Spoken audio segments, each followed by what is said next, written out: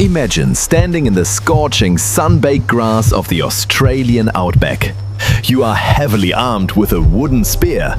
You are the apex of your tribe. You are one of the very first human beings to ever set foot on this continent roughly 50,000 years ago. You think you are hunting until the tall grass behind you completely stops moving in the wind.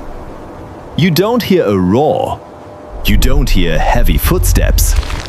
Suddenly, a massive, heavily scaled biological tank explodes from the brush with terrifying speed. Jaws packed with heavily serrated, iron-laced surgical blades slam violently into your leg. The monster doesn't try to hold you down. It simply rips its massive head backward, carving a gaping, catastrophic laceration through your muscle. And then it just lets go. It backs away silently into the shadows, watching you. You try to run, but within 60 seconds, your heart begins to race uncontrollably. Your blood pressure drops so fast, your vision blurs. Your legs buckle and you collapse into the dirt, entirely paralyzed, bleeding out from a microscopic chemical weapon you cannot stop. You were just assassinated by Varanus priscus, better known as Megalania. A 23-foot, 2,000-pound apex monitor lizard. A Komodo dragon scaled up to the exact dimensions of a saltwater crocodile. Pop culture lied to you. Dragons were not just a myth born around a medieval campfire. They were a terrifying, fossilized true crime reality that the earliest humans had to survive on a daily basis. Today, we are opening the Primal Arsenal to break down the ultimate terrestrial nightmare. From its grip and rip surgical tactics, to the terrifying biological radar in its skull, to the weaponized venom that made it the undisputed king of the Pleistocene. And stick around until the end of the file, because exactly how ancient humans managed to completely wipe this unkillable dragon off the map is a masterclass in psychological warfare. Welcome to the Reign of the Dragon. To understand the sheer terrifying scale of Megalania, we have to establish a modern baseline of terror. Look at the undisputed king of lizards today, the Komodo Dragon. It reaches roughly 10 feet in length and weighs about 150 pounds.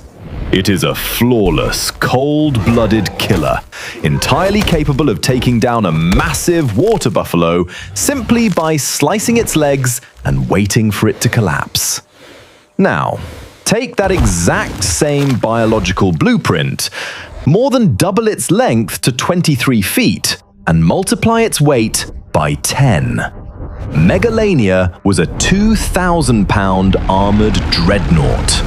But unlike the prehistoric crocodiles we examined in episode 1, which had sprawling legs designed for belly dragging in the mud, the legs of Megalania were positioned much closer beneath its massive chassis. This is a terrifying biomechanical distinction. It meant that despite weighing as much as a small car, this giant lizard could lift its heavy underbelly completely off the ground. It could execute terrifying, high-speed terrestrial sprints in short, explosive bursts. It needed this explosive velocity because the environment of Pleistocene Australia was an unforgiving battlefield. To fuel a 1-ton metabolism, Megalania didn't hunt small prey. It hunted the local megafauna. Its primary target was the diprotodon, a prehistoric marsupial wombat the exact size and weight of a modern 2-ton rhinoceros. Sharing the brush with them was Procoptodon, a highly aggressive, short-faced kangaroo that stood over 10 feet tall, capable of kicking with enough kinetic force to instantly shatter a predator's ribcage. If you are a predator trying to survive in this sweltering, violent wasteland, you have a massive thermodynamic problem. A 2,000-pound cold-blooded reptile cannot engage in a 10-minute prolonged wrestling match with a massive mammal. Reptiles simply do not possess the cardiovascular stamina.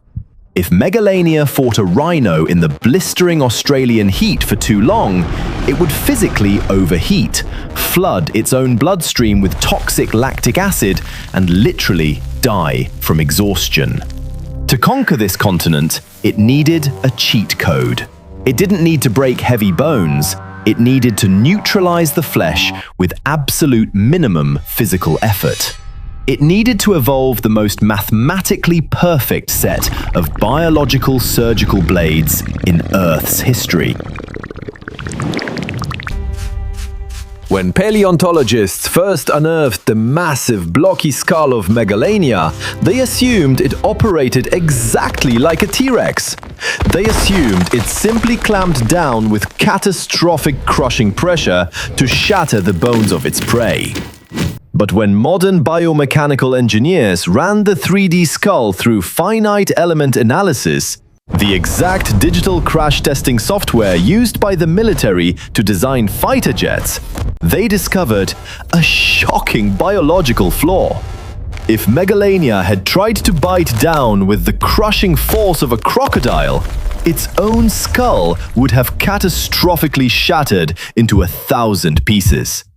Its jaw was surprisingly lightweight and structurally weak when it came to downward vertical pressure. But the computer models revealed a completely different strength. The skull was structurally reinforced to withstand unimaginable pulling forces. This lizard wasn't a blunt force instrument. It was a surgeon. Lining its massive jaws were teeth categorized as xiphodont dentition. They were heavily curved backward, compressed to be incredibly thin, and violently serrated on the edges, exactly like a heavy-duty steak knife.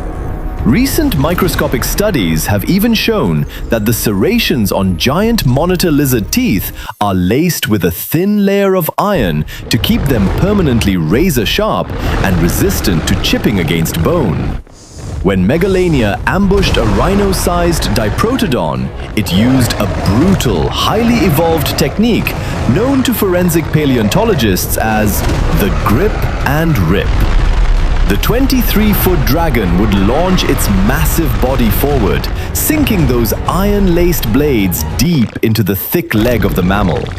Then, using the incredibly dense muscles in its neck, it would violently rip its entire massive head backward.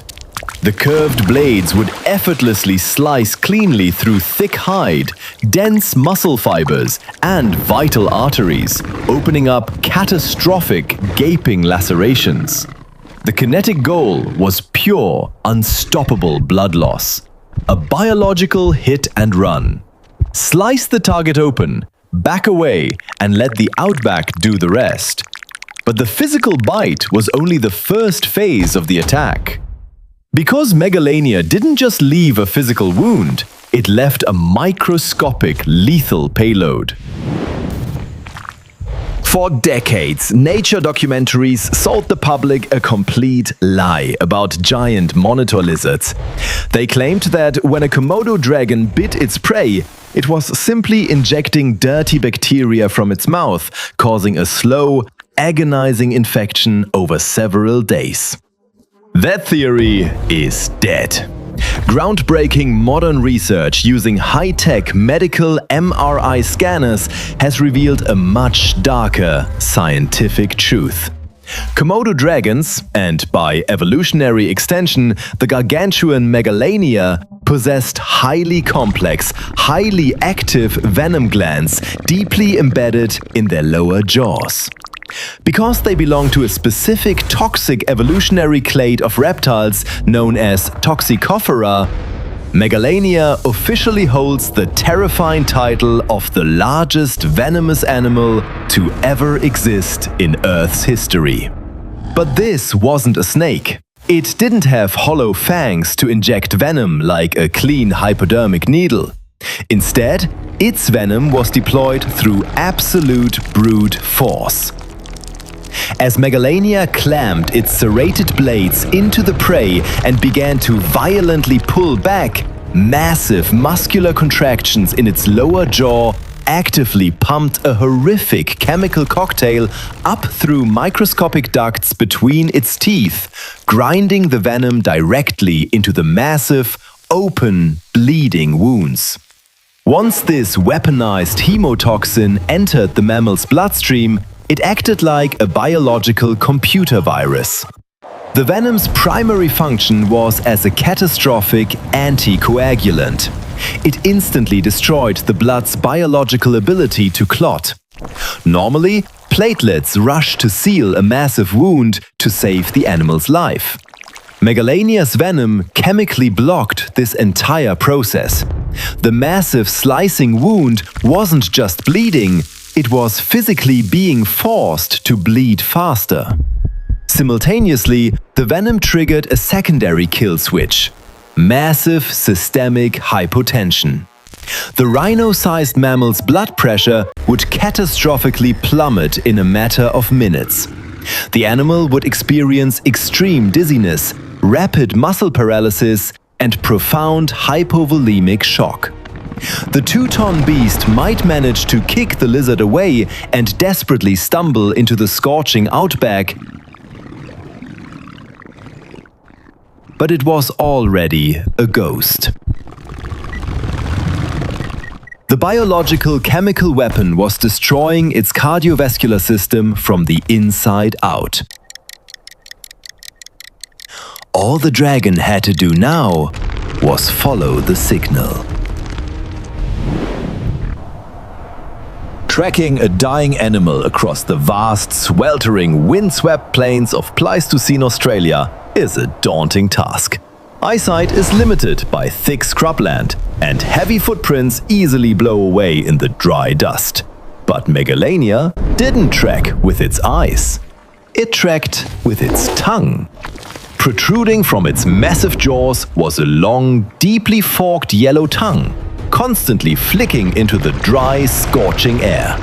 Every time that tongue flicked out, it was collecting microscopic, invisible chemical particles of the dying mammal's blood, sweat, and fear pheromones that were floating on the wind.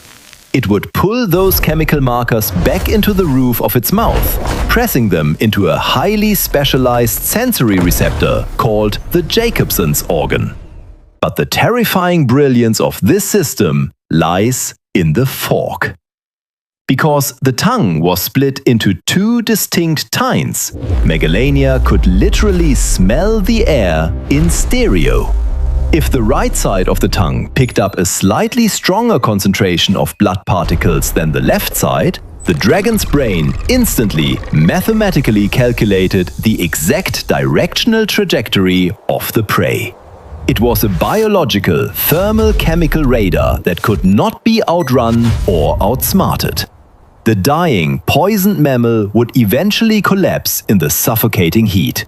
Its blood pressure entirely bottomed out, completely paralyzed by the venom. And slowly, methodically, stepping heavily through the dry brush, the 23-foot dragon would arrive to finish the execution.